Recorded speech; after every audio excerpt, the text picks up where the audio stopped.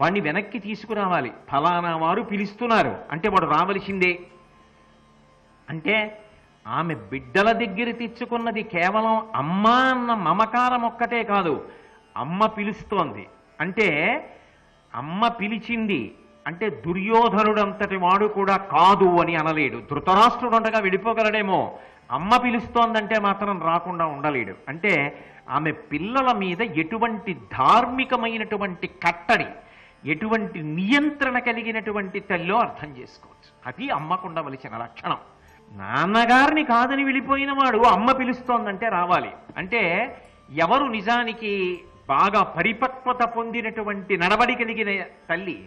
ధృతరాష్ట్రుడా, గాంధారా? గాంధారే. ఆ విషయం ఎవరు అంగీకరిస్తున్నారు? నేను కాదు, భారతంలో స్వయంగా ధృతరాష్ట్రుడు అంగీకరించి చెప్తున్నాడు ఈ మాట. ఆమె పొందుగ పలుకంగా నేర్చు. చాలా బాగా మాట్లాడుతుంది. ఏ తప్పు దుర్యోధనుడు చేస్తున్నాడో అవతల కృష్ణుడే చెప్పినా, భీష్ముడే చెప్పినా, ద్రోణుడే చెప్పినా, కృపాచార్యుల వారే చెప్పినా, నారదుడే చెప్పినా అర్థం కావట్లేదు. అది అర్థమయ్యేటట్టు ప్రేమగాను కోపంగాను వేలు చూపించి చెప్పడంలో ఆమె ప్రవీణురాలు. అలా చెప్తున్నా వాడు లేవడు, కూర్చుంటాడు. అది గొప్ప. అలా గాంధారి చెప్తుంటే లేవడానికి వీల్లేదు, కూర్చోవలసిందే. అంటే ఇంత సభ కన్నా గాంధారి వ్యక్తిత్వం గొప్పది. ఈ ఒక్క సంఘటన చాలదంటే గాంధారికి చేసినటువంటి మర్యాదకి, గాంధారి వ్యక్తిత్వాన్ని చెప్పడానికి ఈ ఒక్క సన్నివేశం చాలు. కాబట్టి వచ్చి కొడుకు తీర్చిపోవు కాన వేగ నీవు గాంధారి తోడి తెమ్ము. తొందరగా వెళ్ళి గాంధారిని తీసుకురా. ఆమె నిర్వహిస్తుంది ఈ విషయాన్నంతటినీ. అనగానే విదురుడు గబగబా వెళ్ళి ఆవిడ్ని తీసుకొచ్చారు. ఆవిడ వచ్చి కూర్చుంది. కానీ మన కావ్యాల్లో పురాణాల్లో ఒక గొప్పతనం ఉంటుంది. అవి శాబ్దిక ప్రత్యక్ష ప్రసారం చేస్తాయి. వాల్మీకి రామాయణం కూడా అంతే. ఏదో అక్కడ ప్రతిహారి ఎదురు చూస్తున్నాడు. వశిష్ఠ మహర్షి వచ్చారు. ఆయన నమస్కరించాడు. ఏమి ఆజ్ఞ అన్నాడు. ప్రభు దర్శనాన్ని కోరుతున్నానన్నాడు. ప్రతిహారి లోపలికి వెళ్ళాడు. ప్రభువుకి జేజేలు పలికాడు. రాముడు ఇలా చూశాడు. వశిష్ఠ మహర్షి బయట నించునున్నారు. వెంటనే సింహాసనం దిగి గబగబా వెళ్ళి రాముడు వశిష్ఠుడికి నమస్కరించి అర్ఘ్యపాద్యాదులిచ్చి గౌరవించి కుశలం అడిగాడు. తీసుకొచ్చి ఉన్నతాసనం మీద కూర్చోపెట్టి తాను కూర్చున్నాడు. నడవడిని నేర్పడానికి ఏదో వశిష్ఠుడు వచ్చాడు, రాముడు మొదలెట్టాడు అనరు. ప్రతి చిన్న విషయాన్ని చెప్తారు. ఎందుకు చెప్తారంటే నువ్వు అలా బ్రతకడం నేర్చుకో. అలా బ్రతకడంలో ఒక అందం ఉంది. బ్రతుకు ఒక అందం. నిజానికి అందం బయట ఉండేది కాదు, నడవడి అందం. ఎప్పుడు ఏ సందర్భంలో ఆయన ఎలా ప్రవర్తిస్తాడు, ఆయన నడవడి ఎలా ఉంటుంది, ఎలా మాట్లాడతాడు, ఎక్కడ మాట్లాడడం. మాట్లాడడం అందం, మాట్లాడకపోవడం అందం. ఆమె లోపలికి రావడాన్ని కూడా వర్ణిస్తారు వ్యాసుల వారు కానీ, అనువాదం చేసినటువంటి కవిత్రయం కానీ. ఆవిడ గొప్ప విదుషీమణి, సంస్కారవంతురాలు, మహాపతివ్రత. అందుకే గాంధారీ ధృతరాష్ట్రులు పిలుస్తున్నారని కబురు చేయండి. కబురు చేశారు. వచ్చాడు లోపలికి. ఆయన చుట్టూ వచ్చిన వాళ్ళు మాత్రం కూర్చోలేదు, నిలబడ్డారు. కర్ణుడు, దుశ్శాసనుడు, శకుని మొదలైన వాళ్ళు. అంటే వాళ్ళకి ఇష్టం లేదు అసలు దుర్యోధనుడు రావడం. వచ్చిన తరువాత మొదట ఆమె దుర్యోధనుడితో మాట్లాడలేదు, ధృతరాష్ట్రుడితో మాట్లాడుతూ ఒక మాట అంది. అసలు ఈ సభ ఎందుకు? శ్రీకృష్ణుడు రావలసిన అవసరం ఏమిటి? రాయబారం వినవలసిన అవసరం ఏమిటి? ఇప్పుడు ఈ రాజ్యానికంతటికీ అధిపతివెవరు? నువ్వు. ఈ బిడ్డలందరెవరు? నీ బిడ్డలు. మన 100 కానీ పాండురాజు యొక్క 5 కానీ మన బిడ్డలే. 105 మన బిడ్డలు.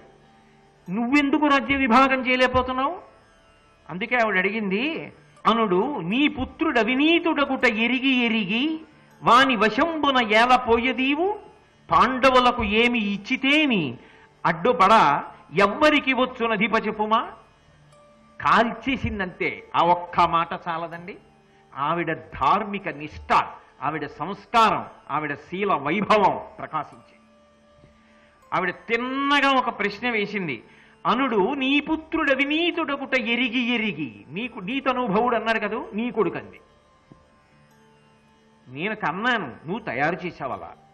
ఎందుకని? కూతురు చెడుగైన మాత తప్పు, కొడుకు చెడుగైనచో తండ్రి తప్పు. నువ్వు వాడిని నడిపించవలసిన వాడివి, నువ్వు ధర్మం చెప్పవలసిన వాడివి. వాడొచ్చి పాండవుల్ని లక్కింట్లో పెట్టి కాల్చేద్దామంటే అలాగేనంటావు, మాయాద్యూతానికి పిలుద్దామంటే అలాగేనంటావు, ఎలాగైనా రాజ్యం తస్కరిద్దామంటే అలాగేనంటావు. ఏనాడు కాపాడుకున్నావు నీ పెద్దరికం? వాడికి అలా అలవాటు చేశావు. వాడికి అలా అలవాటు చేసిన తర్వాత వాడికి నీ మీద గౌరవం ఎక్కడి నుంచి వస్తుంది? నువ్వు ధర్మం కోసం నిలబడిన వాడివైతే, నోటితో చెప్పడం కాదు, అనుష్ఠాన పర్యంతంలో నువ్వు అలా నిలబడగలిగిన వాడివైతే వాడు అసలు సభలోంచి వెళ్ళగలిగేవాడుగా? అసలు నీకు వాడు వశవర్తి కాకుండా ఎలా పెరిగాడు? ఎంత తిన్నగా అడిగిందండి. ఎక్కడ ఆమెకేమీ సంకోచం లేదు. ధృతరాష్ట్ర మహారాజుతో మాట్లాడుతున్నాను, భర్తతో మాట్లాడుతున్నానని. అంటే లోపల ఎంత బాధపడుతోందో, కొడుకు పాడైపోయాడు, కుటుంబం పాడైపోతోంది, ఇది చివరికి ఎక్కడికి వెళ్ళిపోతుందో. అందుకే ఆమె గుర్తించింది రాబోయేటటువంటి దుష్పరిణామాన్ని. అందుకని అనుడు నీ పుత్రుడు అవినీతుడగుట ఎరిగి ఎరిగి, వాడు వినయం ఉన్నవాడు కాదు, అవినీతిపరుడు, వాడికి ఎప్పుడు స్వార్థం. ఇది నీకు తెలుసు, తెలుసు కాదు తెలిసి తెలిసి, చాలా నొక్కి చెప్తోంది. నీకు బాగా తెలుసు, నీకు తెలుసు అన్న విషయం నాకు తెలుసు, బుకాయించు. భార్యాభర్తల మధ్యలో దాపరికం ఏమి ఉంటుందండి?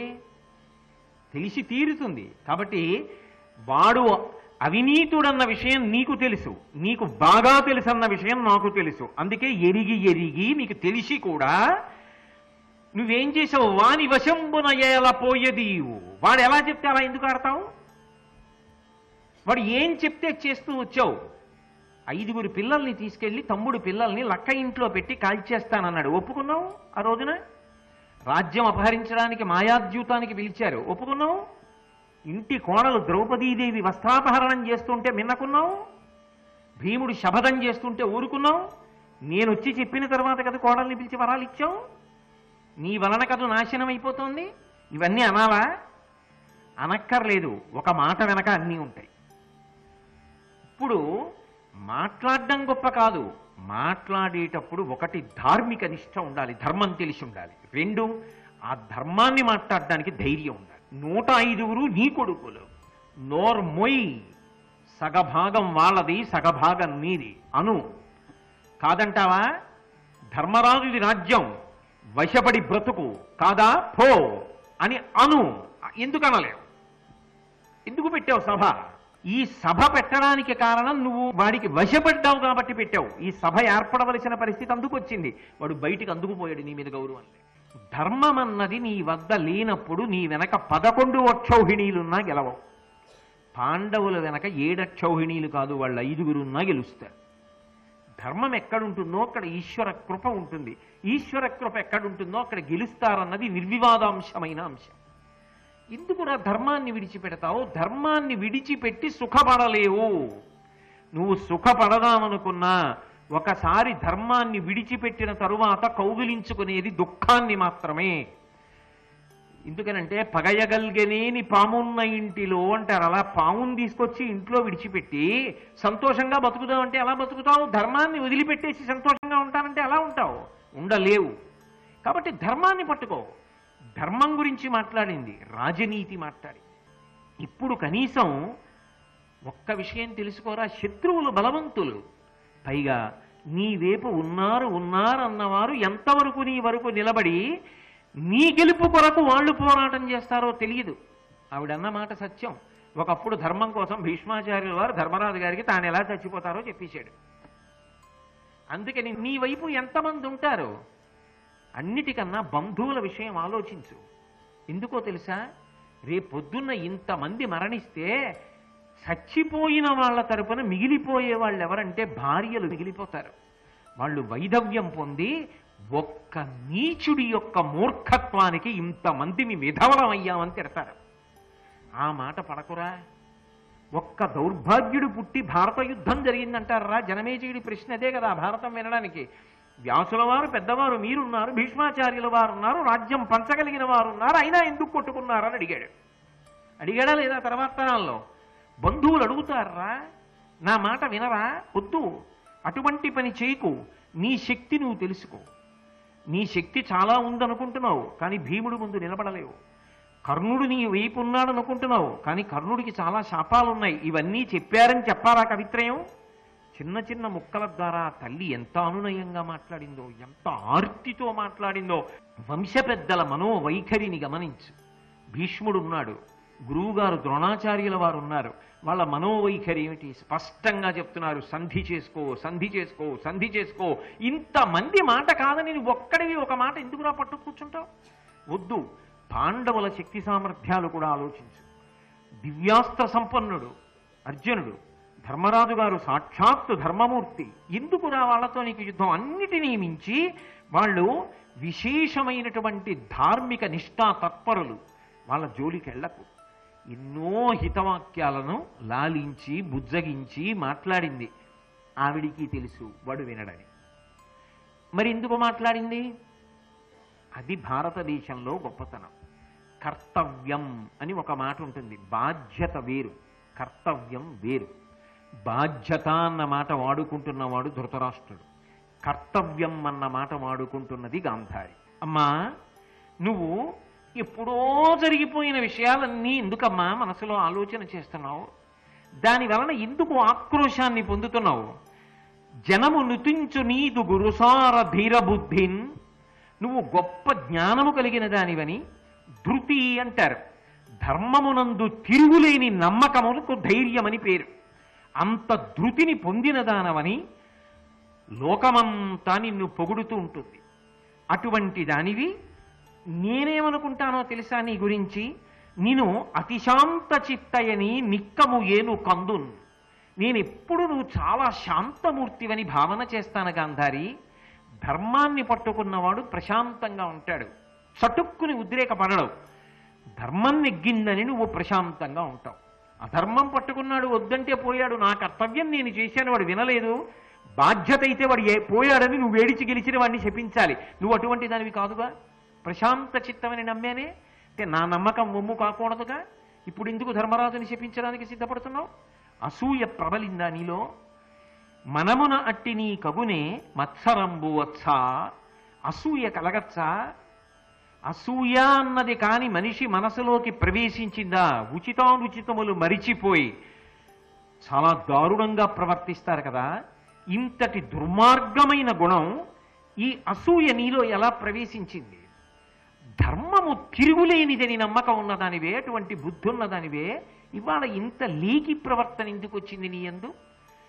వ్యాసాదులు మాట్లాడితే అందులో మళ్ళీ ఏదో డొంక తిరుగుడు ఉండదు. నిట్ట నిలువున నిలదీసి ప్రశ్న చేస్తారు. అందులో ఏం మొహమాట ఉండదు. ధర్మాన్ని ఆలంబనం చేసి ప్రశ్న చేస్తారు. జవాబు చెప్పేటప్పుడు కూడా అంత సూటిగా అంత అందంగా చెప్పగలగాలి. ఇంత శోకమూర్తి అయినటువంటి గాంధారి, అంత కోప్పడిన గాంధారి, ధర్మరాజుకి శాపం ఇవ్వాలనుకున్న గాంధారి, వ్యాసుడొచ్చి నిలదీస్తే తడబడి తల ఉంచుకు సిగ్గుపడవలసిన అవసరాన్ని పొందలా. తాను ఎందుకు శపించాలనుకుందో తన మనస్సులోకి వచ్చినది అసూయ కాదు. అసూయ అయితే జాడ్యం, అది ఎప్పటికప్పుడు రగులుతూనే ఉంటుంది. అది అసూయ కాదు. అందుకే ఆమె ఒక మాట అంది, ఏనసూయాగ్రస్త కాను వీరల చెడతలతునే ఎట్టులు మలిక చేసి కలగితిగాక ఈ కౌంతేయ వర్గంబు గొంతికెట్లట్ల నాకును భరింపవలదే. దుర్యోధను తులువతనంబున శకునియు కర్ణ దుశ్శాసనులను దుష్టాత్ములగుట త్రుంకే కౌరవకులము. అడరి పాండవులు కయ్యంబు పాడి చంపిరందరూ అది మది నొంపజాల. అచ్యుతుడు చూడ కురుపతి ననిలసుతుడు తగునే గద పోర నాభికి దిగువ వంచి చంప అత్తెర ఉల్లంబు నంపకున్నే. నేను అసూయాగ్రస్తమైన మనస్సుతో శపించాలని అనుకోలేదు. అసూయ అయితే అది దారుణమైనటువంటి దుర్గుణం. నాకు కోపం వచ్చింది, దుఃఖం వచ్చింది. కోపం రావడానికి కారణం దుఃఖం. దుఃఖం ఎందుకు వచ్చింది? అంత శోకము నాకెందుకు కలిగిందంటావా వ్యాసభగవానుడా? నీకు చెప్తాను జవాబు. నేను అసూయాగ్రస్తను మాత్రం కాదు. ఒక ఛార్జ్ షీట్ ఇస్తే జవాబు ఎలా ఇస్తారో అలా మాట్లాడుతోంది. ఏనసూయాగ్రస్త కాను వీరల చెడతలతోనే పాండవులు పాడైపోవాలని నేను కోరుకుంటానా? ఒక్కనాటికి నేను కోరుకోను. వాళ్ళు ధర్మాత్ములు, వాళ్ళు బ్రతకాలనే కోరుకున్నాను. ఎట్టులుమ్మలిక చేసి కలగితి కాక నాకు విపరీతమైన దుఃఖం కలిగింది. ఆ దుఃఖం వలన నాకు ఈ కోరిక వచ్చింది శపించాలని. దుఃఖం ఎందుకు వచ్చిందంటావా? ఈ పిల్లలున్నారే, ఈ కౌంతేయులు, వీళ్ళు కుంతికి ఎలాగో నాకు అంతే. కానీ ఒక్కటి ఆలోచించు, చెయ్యకూడనటువంటి పనిని దుర్యోధనుడు చేశాడు. శకుని కర్ణాదులతో కలిసి ధర్మాన్ని విడిచిపెట్టి యుద్ధానికి వచ్చాడు, మడిసిపోయాడు. అక్కడ వరకు నాకేమీ అనుమానం లేదు, నేను ఒప్పుకుంటా. వాళ్ళు చనిపోవడానికి వాళ్ళు చేసుకున్నదే తప్పు. కానీ భీముడు కూడా చెయ్యకూడని తప్పు చేశాడుగా. అందుచేత నా మనసు కదిలిపోయింది. ఏమిటా తప్పు అంటావేమో, కురుపతి ననిలసుతుడు తగునే గద పోర నాభికి దిగువ ఉంచి చంప. దుర్యోధనుణ్ణి భీముడు యుద్ధం చేసేటప్పుడు యుద్ధ మర్యాద తప్పి తన గదాదండంతో నాభికి కింద భాగంలో కొట్టకూడదు. మరి తొడల మీద కొట్టాడే, తొడలు విరిగిపోయి దుర్యోధనుడు పడిపోయాడే. మరి నా కొడుకుని ధార్మికంగా చంపలేదు, వీడు అధార్మికంగానే చంపాడుగా. వాడు అధర్మం పట్టుకు చచ్చిపోయాడు, వీడు ధర్మం పట్టుకు గెలిచాడు. నాకు కోపం లేదు. నాకు దుఃఖం ఎందుకు వచ్చిందో తెలుసా? వీడు అధర్మం పట్టుకున్నవాడేనే, వీడు అధర్మంతో యుద్ధం చేసి దుర్యోధనుడిని చంపేశాడే. అధర్మం పట్టుకుని వీడు గెలిచాడని అనడానికి అవకాశం ఎలా ఉంది? ఆ దుఃఖంలోంచి కోపం వచ్చింది. ఆ కోపం వల్ల వీడు కూడా కప్పం కట్టవలసిందే, వీడు కూడా దానికి తగిన పరిహారం చెల్లించవలసిందే. అందుకు శపించాలనుకున్నాను. ఏమలా చంపచ్చా? నేను అసూయాగ్రస్తనని ఎలా అన్నారు వ్యాసభగవానుడా మీరు? నాకు అసూయ లేదు. కానీ భీముడు చేసింది తప్పా కాదా? తొడల మీద ఎలా కొట్టాడు దుర్యోధనుణ్ణి? అందుకు దుఃఖం వచ్చి శపిస్తున్నానన్నారు. అందుకు శపించబోయాను. నేను అసూయాగ్రస్తన అనకండి, ఆ గుణం నాకు లేదు. అరి విమర్ది ఇతనికై వగపేటికి పుణ్యలోకమునకు పోయననుచులుండనోపెనేని ఉల్లంబు ధృతరాష్ట్రు దిక్కులేమి తలచి పొక్కుకున్నే. వాడు చచ్చిపోయాడని నేను ఏడవట్లేదు, కొడుకులు చచ్చిపోయారని ఏడవట్ల. అధర్మం పట్టుకున్న వాడు చావకపోతే బతుకుతారా? అది కాదు నా బాధ. నా భర్త ధృతరాష్ట్ర మహారాజుకి 100 కొడుకుల్నిచ్చాడు. వృద్ధాప్యంలో ఆసరాగా ఒక్క కొడుకు మిగలలేదే, గుడ్డిరాజు ఎలా బ్రతుకుతాడు అని ఏడుస్తున్నానంతే తప్పమ్మా, కొడుకులు పోయారని నేను ఏడవట్లేదు అని కృష్ణుణ్ణి తోడు తీసుకుని యుద్ధభూమిలోకి వెళ్ళి శవాల వంక చూడ్డం మొదలుపెట్టి విదురుడు చెప్పాడు, తండ్రి చెప్పాడు. విన్నాడా దుర్యోధనుడు? వినలేదే. విదురుడు తండ్రియు తనకున్ 10,000 విధముల చెప్ప పాటింపడు, దుర్మదమున తగియడు బుద్ధులు, విధి మూడిన మర్చుడేల వినునుచితోక్తుల్. ఓ పక్క నుంచి విధి తోసుకొచ్చేస్తుంటే మంచి మాటలు ఎందుకు వినపడతాయి? అందుకే జీవితంలో అన్నిటికన్నా అలవాటు చేసుకోవలసిన లక్షణం మంచి మాట. పెద్దలు ఏదైనా చెప్తే వినాలి.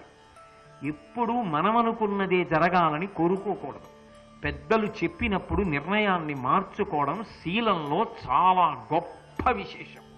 అలా ఎవరు మాట వినగలడో వాడు వృద్ధిలోకి వస్తాడు. దుర్యోధనాదుల మరణమునకు కారణము మాట వినకపోవడమే. తల్లి తీర్పు చెప్పింది అని ఆమె యుద్ధభూమిలో శవాలన్నిటినీ చూస్తోంది.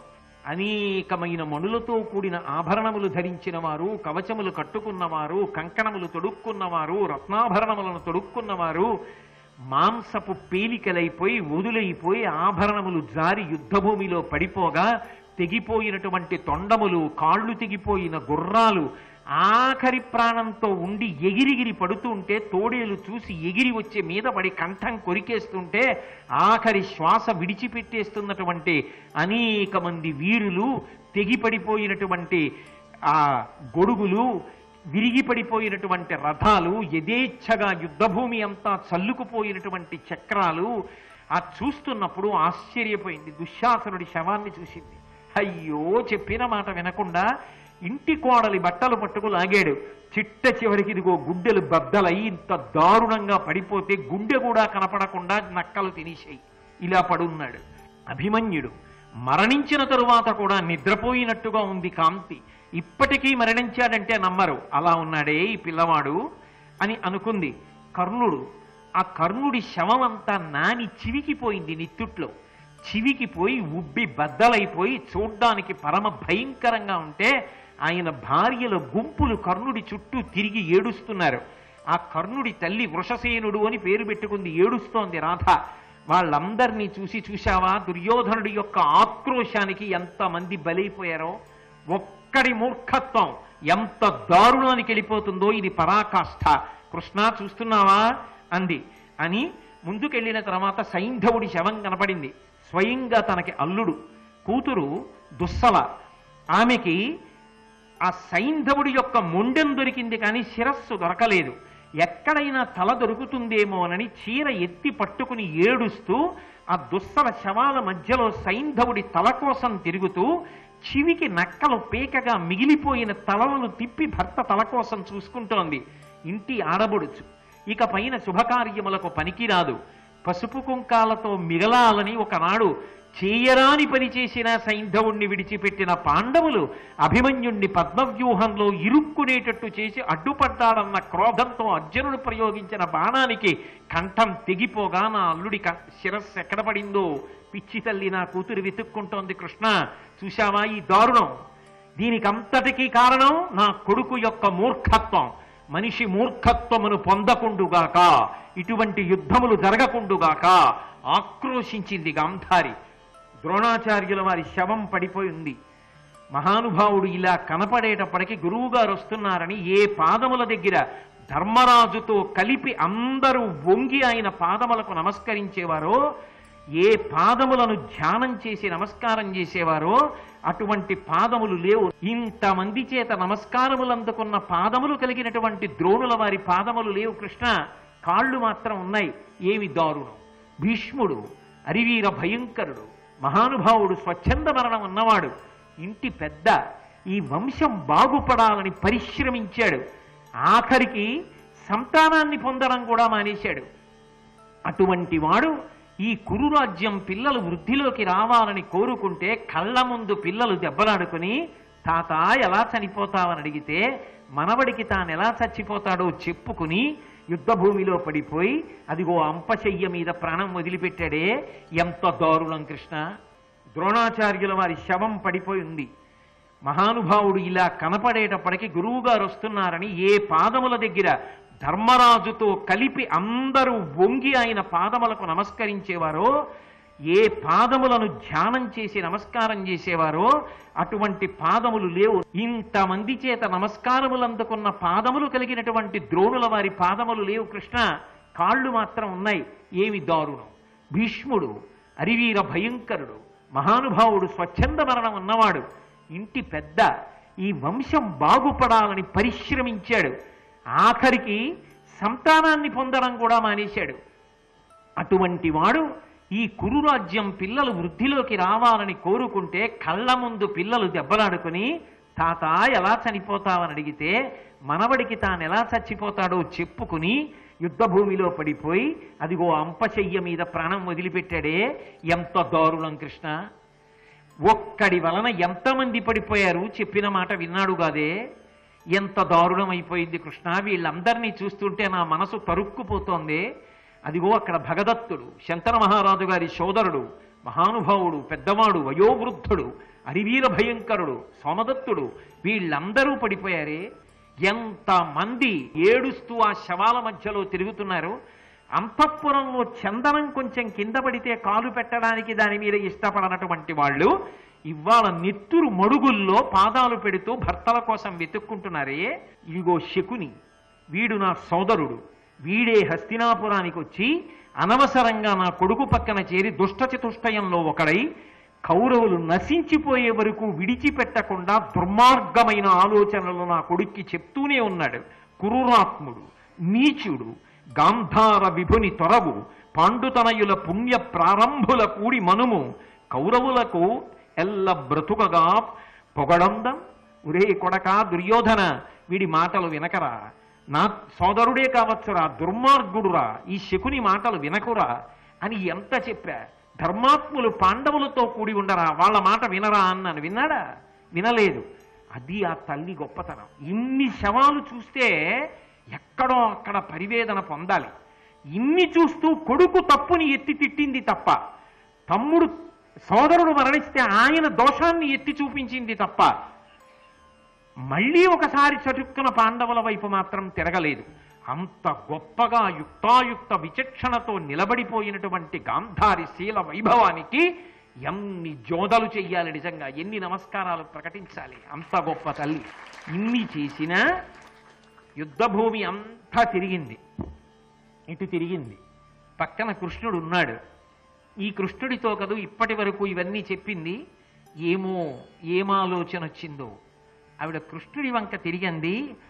పూని పాతివ్రత్య పుణ్య ఫలంబున సంపాదితంబైన సార తపము బలిమి సాధనముగా పలికెద, ఉత్తమ జ్ఞాతుల తమలోని సంగరమున బొలయ చేసితిగాన, పులియుదురన్యోన్య ఘాతకులై భవజ్ఞాతిజనులు, నీవును తప్పక ఏడాదిగా ముప్పదారగునేడైన యద్దినమున, అరయ దిక్కెవ్వరులు లేని యగ్గలంపు కుచ్చితంపు తెరంగున కూలువాడవు, ఇట్లు మీ వధూజనములు ఎచ్చువారు పతులు సుతులను బంధుల బనవి పనవి. కృష్ణ, ఈ యుద్ధాన్ని ఆపాలనుకుంటే ఆపగలిగిన శక్తి నువ్వు లేనివాడవు కాదు. నువ్వే శక్తి ఉండి ఈ యుద్ధాన్ని ఆపలేదు కాబట్టి జ్ఞాతులు పెనుగులాడారు. పెనుగులాడి ఇన్ని కోట్ల మంది మరణించారు. నేను పాతివ్రత్యము కలిగిన దానను, పతిని అనుగమించిన దానను, ఎన్నో పుణ్యములు చేసిన దానను. నేను చేసిన పుణ్యాన్ని పాతివ్రత్యాన్ని అడ్డుపెట్టి చెప్తున్నాను. ఈ జ్ఞాతులందరూ ఒకరితో ఒకరు పోరాడి ఇన్ని కోట్ల మంది మరణించడానికి నువ్వు శక్తి ఉండి ఆపలేదు కనుక నా దృష్టిలో నువ్వే కారణం. నువ్వు ఆపలేదు కనుక నీ జ్ఞాతులు కూడా ఇలాగే కొట్టుకుని మరణించెదరుగాక. దిక్కులేని శవాలై వీళ్ళందరూ ఎలా పడున్నారో అలా నేటికి 36 సంవత్సరములు పూర్తయిన రోజున నీవు కూడా దిక్కులేక క్రూరముగా మరణించదవుగాక. ఆ రోజున నీ జ్ఞాతులందరూ మరణిస్తే నీ వారైనటువంటి స్త్రీలందరూ కూడా విధవలై ఏడుస్తూ భర్తల శవములను వెతుక్కుంటూ ఇలాగే తిరిగదరుగాక అని ఆగింది. శ్రీ ఉమామహేశ్వర పరబ్రహ్మార్పణమస్తు. స్వస్తి.